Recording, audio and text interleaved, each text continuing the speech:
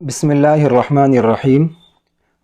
کئی دن سے یہ خواہش تھی کہ کئی لوگ گزارش کر رہے تھے کہ آپ جو قاعدہ پڑھاتے جس انداز سے پڑھاتے وہ تھوڑا سا ہمارے سب کے سامنے آ جائے تو اچھا ہے، تو میں سوچا کہ آپ لوگ کے سامنے رکھ دوں یوٹیوب وغیرہ پہ۔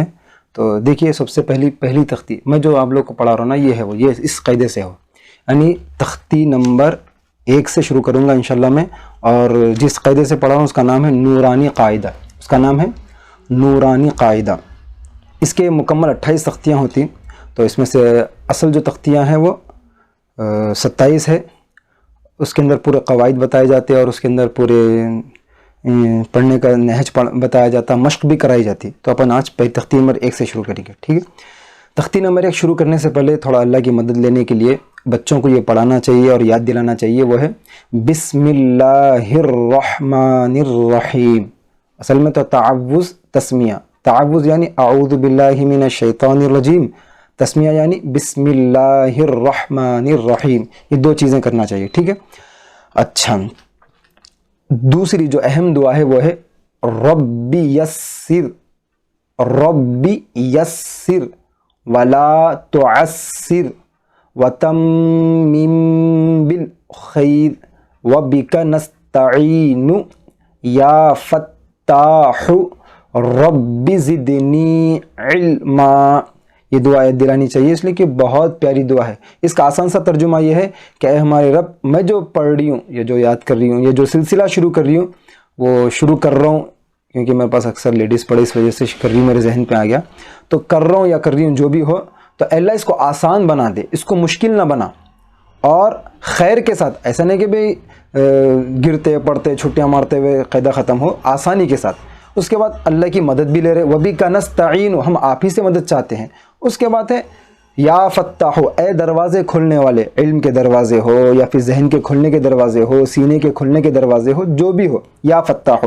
اس کے بعد ربی زدنی علما، اے اللہ ہمارے علم میں اضافہ فرما، ہمارے علم میں اضافہ فرما۔ بہت پیاری دعا ہے۔ اس دعا کے تعلق سے اللہ کے نبی صلی اللہ علیہ وآلہ وسلم بار بار مانگا کرتے تھے، ربی زدنی علما، یہ جو ہے نا، یہ آخر کا ٹکڑا، یہ بار بار مانگا کرتے تھے، اور قرآن میں بھی ذکر ہے اس کا۔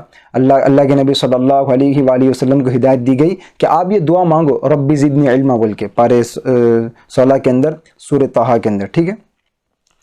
بہرحال، تو اب شروع کریں گے اپن الف سے۔ دیکھیے، آسان، سب سے پہلی چیز ہے الف، جلدی پڑھنا ہے، اس کو کھینچنا بھی نہیں ہے زیادہ، کچھ اس کا پروننسیشن کا کوئی مسئلہ بھی نہیں ہے، ٹھیک ہے؟ الف، با، یہ دونوں ہونٹ ملنا چاہیے، با پڑھتے وقت یہ دونوں ہونٹ ملنا چاہیے، با، ختم۔ اور دوسری بات، سب سے اہم چیز یہ ہے کہ بھئی الف سے لے کے یا تک آپ کو پڑھنے کے اندر منہ کھول کے پڑھنا ہے، ٹھیک ہے نا؟ الف، با، منہ کھول کے، جتنا آپ منہ کھول کے پڑھیں گے اتنا انشاءاللہ بہت آسانی سے پڑھ سکتے۔ منہ اگر با الف تا پڑھے تو آتا ہی نہیں وہ پڑھنے، تو اس لیے منہ کھول کے پڑھنا یہ بہت ضروری ہے، ٹھیک ہے؟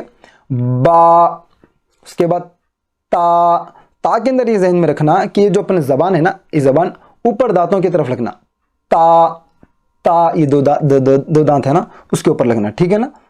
تا، سا میں دیکھیے، سا میں زبان باہر رہنا، یہ بہت اہم چیز ہے بھائی، یہ ذہن میں رکھیں۔ سا، اور دوسری بات، با، تا، سا، یہ ہونٹ پھیلا کے پڑھنا ہے آپ کو، با، تا، سا۔ وجہ اس کی یہ ہے کہ تا کے جیسا سیم ایک حرف آنے والا ہے نیچے، پا، تا، پا۔ اگر آپ تا کو ہونٹ پھیلا کے نہیں پڑھیں گے تو وہ بن جائیں گا تا، زبر لگا کے دیکھیے، آپ زبر لگا کے دیکھیے، تا زبر تا، تا زبر تا۔ اگر آپ تا کو ہونٹ پھیلا کے نہیں پڑھے اور پا کو ہونٹ گول کر کے نہیں پڑھے تو وہ بن جائے گا دونوں بھی تا، تو بہت بڑا مسئلہ ہو جاتا۔ تو اس لحاظ سے تا پڑھتے وقت آپ ہونٹ پھیلا کے پڑھنا ہے، اور تا پڑھتے وقت زبان آپ کے اوپر لگنا ہے، ٹھیک ہے؟ ایک ہے سا، یہ اس میں بھی ہونٹ پھیلا کے پڑھنا ہے۔ جیم، ہا، خا، تھوڑا سا گول ہونا ہونٹ، ٹھیک ہے؟ میں جہاں بول رہا ہوں اس کو نوٹ کر لیجئے بھائی، با، تا، سا، جیم، ہا، یہ پورے باریک ہے، باریک یعنی ہونٹ پھیلا کے پڑھنا، یہ بہت اہم چیز ہے، اس کو ذہن میں رکھیں. باریک مطلب ہونٹ پھیلا کے پڑھنا، اور پر مطلب ہونٹ گول کر کے پڑھنا. پر مطلب ہونٹ گول کر کے، یہ اہم چیز ہے، اس کو ذہن میں رکھیں. ٹھیک ہے، چلیے آگے. اچھا، ہا کے پریکٹس کا طریقہ کیا ہے اپنے پاس؟ تو ہا رٹنے کے لیے آسان طریقہ یہ ہے کہ بھائی اس کو آپ بار بار چلتے پھرتے، ایک ساتھ نہیں، ایک ساتھ کرے تو لوگ پریشان ہو جاتے، کیا ہو اچانک بول کے گولیاں دینا پڑتا. تو اس لیے ہا پڑھتے وقت ذہن میں رکھیں چلتے پھرتے، کیونکہ بعض مرتبہ ہمارا بچپن سے ہم کیونکہ پریکٹس کرے ہوئے نہیں رہتے، تو یہاں پر حلق میں ہمارے خراش سی پیدا ہو جاتی تیل وغیرہ جمنے سے، تو وہ کرنے سے ہمارے حلق کی گرمی کی وجہ سے وہ سب ختم ہوا، تو انشاءاللہ ہا نکلنا آسان ہو جاتا. ٹھیک ہے، اس کے بعد دیکھیے دال، زبان باہر نہیں نکلنا ہے اور زبان اوپر لگنا ہے، دال. اس کے بعد لال، سا لال، دونوں میں زبان باہر نکلنا ہے اور دونوں کو بھی باریک پڑھنا ہے. باریک کا مطلب ہونٹ پھیلا کے. ٹھیک ہے، اس کے بعد را، را ہونٹ گول کر کے پڑھنا ہے اور آواز ایسے آنا ہے را. اس کے بعد زا، دونوں دانتوں کو دبا کر، اور جیسا کہ وہ مچھر وغیرہ اگر ہمارے کانوں کے پاس آ کر آواز دے تو آتی نا آواز کے ایسی آواز آتی ہے نا، ویسے ہی انداز میں زا. زا آسان طریقہ اس کا، یہ دو کچولی بولتے ہیں اس کا، یہ دو دانت ہے نا، اس کو اگر آپ پیس کے پڑھیں گے نا تو خود بخود آ جائیں گے، اس کو دبا کے زا زا. ٹھیک ہے، اس کے بعد دیکھیے سین، اس کے بعد شین. سین میں باریک ہونا ہے اور شین کے اندر پر ہونا ہے. ٹھیک ہے نا، دو چیزیں ہو گئی. یعنی پر مطلب ہونٹ تو پھیلنا ہے آپ کے، شین لیکن آواز موٹی ہونا ہے. اسی طریقے سے صاد، صاد تھوڑی سی قدرے سیٹی کی آواز آنا ہے. ٹھیک ہے، اور گول ہونے کے، گول پڑھنا ہے اس کو، پر جس کو بولتے باریک پر، صاد اس سے ہے. اس کے بعد ہے ظ، سیدھی جو زبان ہے نا وہ سیدھے ہاتھ کے کونے پہ لگانا چاہیے. اور ذہن میں رکھیے ضاد پڑھنے کے دو طریقے ہیں، ایک دائیں طرف لگانا، ایک سیدھی طرف لگانا. اجازت دی علماء اس کو، لیکن میں یہ بولتا ہوں میرا پڑھانے کا انداز، کیونکہ کئی سال سے پڑھا رہا ہوں میں ہر بچے کو بولتا ہوں کہ اللہ تعالیٰ دائیں طرف کو پسند کرتے، یعنی کسی بھی کام کو سیدھے ہاتھ سے کرنے سے یا سیدھے ہاتھ سے کرنے کو پسند کرتے، لہٰذا سیدھی جانب لگانا میری رائے ہے. اگر آپ دائیں لگاتے اس کی بھی اجازت ہے. ٹھیک ہے، زبان ضاد میں سیدھے جانب لگانا چاہیے کونے میں. ضاد.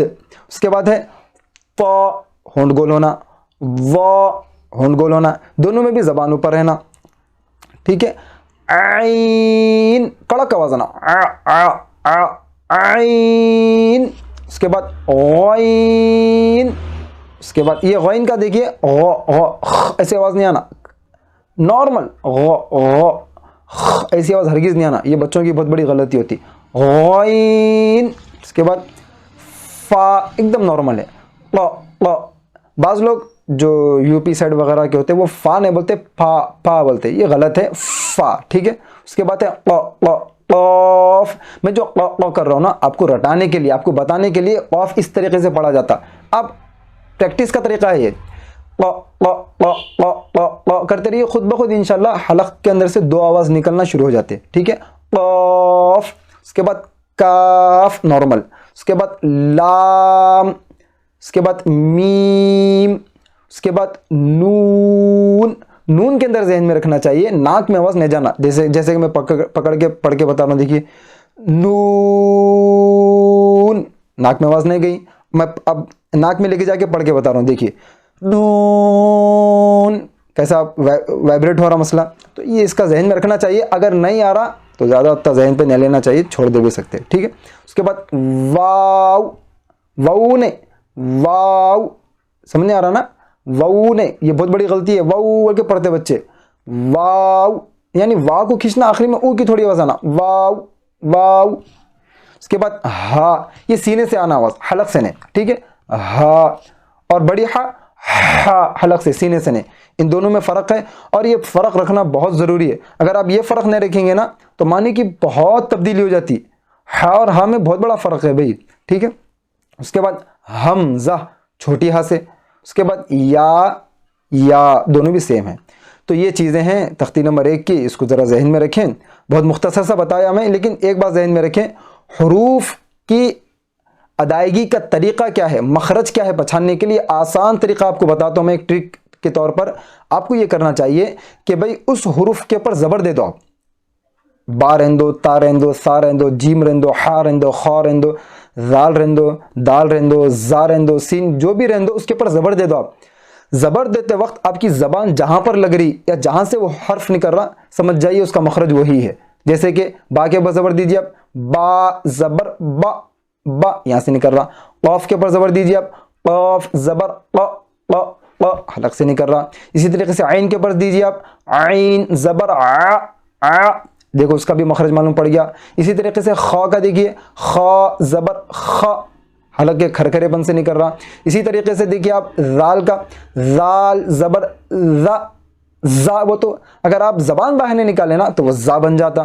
تو یہ چند چیزیں تھیں، اس کا لحاظ کرنا چاہیے۔ آج تختی نمبر 1 ختم، کل انشاءاللہ تختی نمبر 2 اور تختی نمبر 3 انشاءاللہ ایک ساتھ بولوں گا، اور کم وقت میں بولوں گا، یہ ذرا ضروری تھا اس وجہ سے بول دیا۔